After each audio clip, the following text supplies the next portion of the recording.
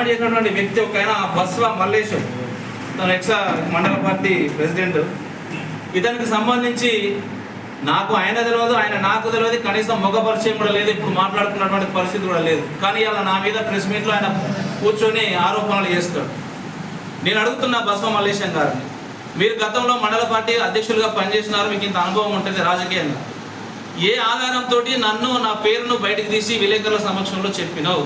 నీ దగ్గర నాకు సంబంధించి ఏదైనా ఆధారం ఉంటే, విజేందర్ రెడ్డి పలానా కాడ తప్పు చేసిండని ఏదైనా నీ కాడ ప్రూఫ్ ఉంటే ఇదే విలేకరుల సమక్షంలో దయచేసి చూపించు. అప్పుడు నీకు ప్రజల మధ్యలో విశ్వాసం ఉంటుంది, నీ పార్టీ నిన్ను ఒక నాయకునిగా గుర్తిస్తుంది. అంతేగాని గతంలో నీ చరిత్ర ఒక తండలో ఒక భూమి, ఒక తండవాసికి సంబంధించిన భూమిని కబ్జా చేస్తే వాళ్ళు క్యూ న్యూస్ తీన్మార్ మల్లన్న కాడికి వెళ్ళి వాళ్ళ గోడును వెలిపించుకున్నారని తెలుస్తూ ఉన్నది. అలాంటి దందాలకు మాఫియాలకు పాల్పడ్డటువంటి మీరు ఒక తెల్ల కాగితం లాంటి నా పైన ఆరోపణలు చేయడం మీకు తగదు, ఇది తప్పు.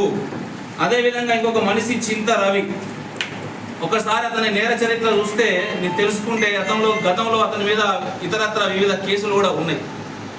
అలాంటి వ్యక్తులు ఆరోపణలు చేసినప్పుడు ప్రజలందరూ కూడా గమనిస్తారు, వీళ్ళు ఎలాంటి క్యారెక్టర్లతోటి ప్రెస్ మీట్లు పెడతా ఉన్నారు, ఎలాంటి వ్యక్తులు అక్కడ ఉండి ఎలాంటి ఉన్నతనం కలిగినటువంటి వాళ్ళు చెప్తా ఉన్నారు అనేది వాళ్ళు గమనించి వాళ్ళు రిసీవ్ చేసుకునే అవకాశం ఉంటుంది. కానీ మీలాంటి దొంగలు, భూ కబ్జాదారులు, మాఫియాదారులు ఇలాంటి వ్యక్తుల మీద ఆరోపణలు చేస్తే ఎవరు నమ్మరు. నేను మళ్ళీ సవాల్ చేస్తా ఉన్నా, పత్రికా మీడియా సమావేశ పరంగా చెప్తా ఉన్నా, దయచేసి భూమి అమ్మిన వారిని, భూమి కొన్నవారిని, ఈ భూమి వ్యవహారంలో లబ్ధిదారులుగా ఉన్నటువంటి వ్యక్తులను, మధ్యవర్తులుగా ఉన్నటువంటి వ్యక్తులను అందరినీ కూడా పిలిచి అందరి సమక్షం లోపల సంబంధిత అధికారుల ద్వారా పూర్తి విచారణ చేపట్టండి. పూర్తి విచారణ చేపట్టిన తర్వాత అసలు వెంచర్ ఏ ఇయర్లో స్టార్ట్ అయింది, ఏ ఇయర్లో ఎవరు కొన్నారు, ఎవరెవరి భూములు ఎవరెవరు తీసుకున్నారు, దానిలో మధ్యవర్తిత్వం ఎవరు చేసిర్రు, ఎన్ని లక్షల రూపాయలు చేతులు తారుమారైనాయి, దానికి ప్రధాన కారణం ఏ పార్టీకి సంబంధించిన వాళ్ళు ఉన్నారు, అప్పుడు ఉన్నటువంటి పార్టీ ఏ పార్టీ అధికారంలో ఉన్నది, అవన్నీ కూడా నిజ నిజాలు బయటికి తెలిస్తే అసలు దొంగలు బయటకు వస్తారు. దొంగతనం చేసిన వాడివే దొంగ అని అరుస్తే ప్రజలు గమనించాలని అనుకుంటే తప్పు. మీ పార్టీ అధికారంలో ఉన్నప్పుడు చేసిన వెంచర్ అది, మీ పార్టీలో జరిగినటువంటి చేతులు మారినటువంటి దందా, పైసల దందా, అది క్లియర్గా సంబంధిత అధికారుల ద్వారా విచారణ చేపడితే బయటకు వస్తుంది.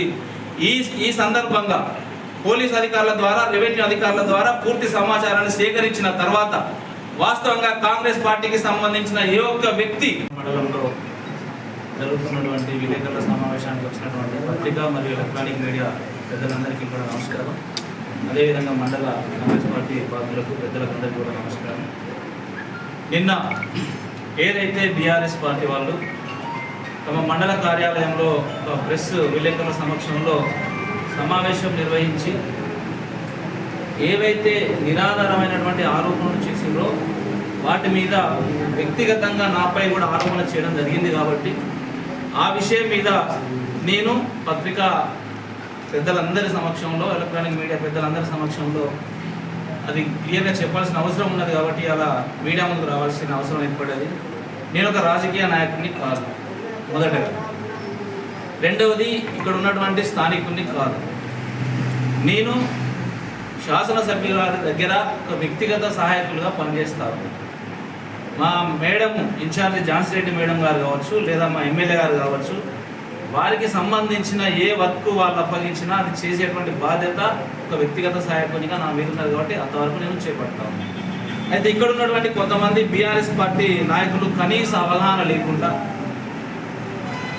వాళ్ళు ఒక వ్యక్తిగత సహాయకుని మీద ఆరోపణలు చేయడం అనేది ఇది వాస్తవంగా రాష్ట్రంలో ఇక్కడ జరగకపోవచ్చు, ఇక్కడే జరిగింది అనుకుంటా. ఏమని చేసిరు అని అంటే, పిఏ విజేందర్ రెడ్డి కనుసన్నల్లో భూ కబ్జాలు జరుగుతూ ఉన్నాయి, భూ దందాలు జరుగుతూ ఉన్నాయి, పెద్ద ఎత్తున వాటాలు ముడుతూ ఉన్నాయి. వీళ్ళ వెనక ఝాన్సీ రెడ్డి మేడము, అదేవిధంగా యశస్విని రెడ్డి మేడం గారి హస్తం ఉండి ఉంటుంది అని చెప్పేసి ఒక ఆరోపణ చేశారు.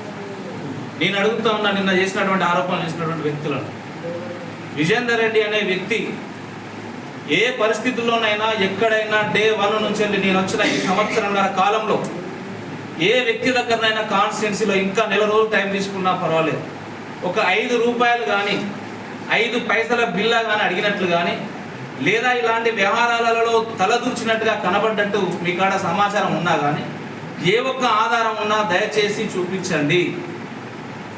ఆధారాలు లేకుండా నిరాధారమైన ఆరోపణలు చేసి నా ప్రతిష్టకు, నా వ్యక్తిగత ప్రతిష్టకు భంగం కలిగించే ప్రయత్నం మీరు చేశారు కాబట్టి ఇవాళ మీ మీద నేను కేసు పెడతా ఉన్నా. వ్యక్తిగత భంగం కలిగించే హక్కు ఎవరికీ లేదు. నా ప్రతిష్టకు మీరు భంగం కలిగించారు. ఇక్కడ వీళ్ళ చరిత్ర ఇక్కడ ఉన్నటువంటి స్థానిక నాయకుల ద్వారా నేను తెలుసుకుంటే నాకు వచ్చినటువంటి సమాచారం ఏంటంటే దొంగతనం చేసిన దొంగే బయటకు వచ్చి దొంగ అన్నట్టున్నారు. నిన్న ప్రెస్ మీట్ పెట్టినటువంటి కూడా నిజాలు నిగ్గు తెలిసేటువంటి వాళ్ళు కాబట్టి ఈ వాస్తవాన్ని ఒక్కటి కూడా మిస్ కాకుండా ప్రజానికానికి తెలియజేసేట్లుగా దయచేసి రానివ్వండి. ప్రతి ఒక్కరికి ఈ విషయం చేరవేర్చే విధంగా చేయండి. మళ్ళీ నేను చెప్తా ఉన్నా, ఇంకా 15 రోజులు టైం తీసుకున్నా పర్వాలేదు. విజేందర్ రెడ్డి గారిది కానీ, తిరుపతి రెడ్డి గారిది కానీ, మా ఎమ్మెల్యే ఝాన్సీ రెడ్డి మేడంది కానీ, మా యశస్విని రెడ్డి మేడంది కానీ, మా ఇన్ఛార్జ్ ఝాన్సీ రెడ్డి మేడంది కానీ, ఎవరి ప్రమేయం ఉన్నా కూడా మీరు దయచేసి అదే పనిలో ఉండండి. అదే పనిగా దాని వెంబడి తిరగండి. మీరు సాక్ష్యాధారాలు సేకరించండి. ఎంత కష్టపడైనా కూడా సాక్ష్యాధారాలు సేకరించి ప్రజల మధ్యలో వీళ్ళు తప్పు చేశారని చూపించండి. ఇది నేను క్లియర్గా చెప్తా ఉన్నా. ఇలా నిరాధారమైన ఆరోపణలు చేశారు కాబట్టి సంబంధిత వ్యక్తులు ఎవరైతే నిన్న బస్వ మల్లేశం, చింత రవి అనేటువంటి ఇద్దరు ఎవరైతే ఉన్నారో వారిద్దరికి సంబంధించి నా ప్రతిష్టకు భంగం కలిగించారని చెప్పేసి, నిరాధారమైన ఆరోపణలు చేశారని చెప్పేసి వారి ఇరువురు పైన నేను ఈరోజు పోలీస్ స్టేషన్లో కేసు నమోదు చేయబోతా ఉన్నా. దీని మీద వారు తగ్గినా మా మేడం కానీ మేము కానీ తగ్గేటువంటి పరిస్థితి లేదు. ఒకవేళ వారు ఇంట్లో ఉన్న పూర్తి స్థాయిలో అమ్మిన వారిని, కొన్న వారిని, మధ్యవర్తులని అందరినీ పిలిపించి సంబంధిత అధికారుల ద్వారా పూర్తి విచారణ చేపట్టి అతి త్వరలో అసలు దోషులు ఎవరు, అసలు ఏం జరిగింది అనేటువంటి దాని మీద పూర్తిగా చర్యలు చేపట్టక తప్పదు.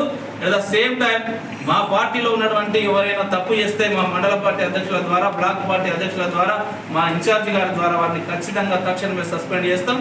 అందులో అనుమానమే లేదు. ఇంతకుముందు మా పెద్దలు చెప్పినట్టు ఇది ప్రజాపాలనకు సంబంధించిన కాంగ్రెస్ పార్టీ కాబట్టి పార్టీ పరంగా వాళ్ళన్నీ కూడా ప్రజలకు న్యాయం జరిగే విధంగా తీసుకుంటారు. కాబట్టి ఆకాశానికేసి ఉమ్మితే ఎవరైతే మా ఝాన్సీ రెడ్డి గారు, మా యశస్వి రెడ్డి గారు ఉన్నారో ఎవరైతే వారిని ఆకాశానికేసి ఉమ్మితే ఆ ఉమ్ము తిరిగి మనమోహం మీదనే పడుతుంది. దయచేసి బీఆర్ఎస్ పార్టీ నాయకులు గమనించాలి. మీరు ఇలా ఒక మంచి వైట్ పేపర్ను ఒక ప్రజా సేవ చేయడానికి వచ్చినటువంటి వ్యక్తుల మీద నిరాధారమైన ఆరోపణలు చేసి ఏదో చేయాలని బురదల్లే కార్యక్రమాలు చేస్తూ ఉన్నారు. మీరు పైకి ఉమ్మితే అది మళ్ళీ తిరిగి మీ మీదనే పడుతుంది. అది దయచేసి గమనించాలని చెప్పి మీ అందరికీ కోరుతూ ఈ సమావేశం కల్పించిన మరొకసారి మీకు అందరికీ ధన్యవాదాలు తెలియజేస్తూ ముగిస్తున్నాను. MFSN ఛానల్కు లైక్ చేయండి, షేర్ చేయండి, సబ్స్క్రైబ్ చేయండి.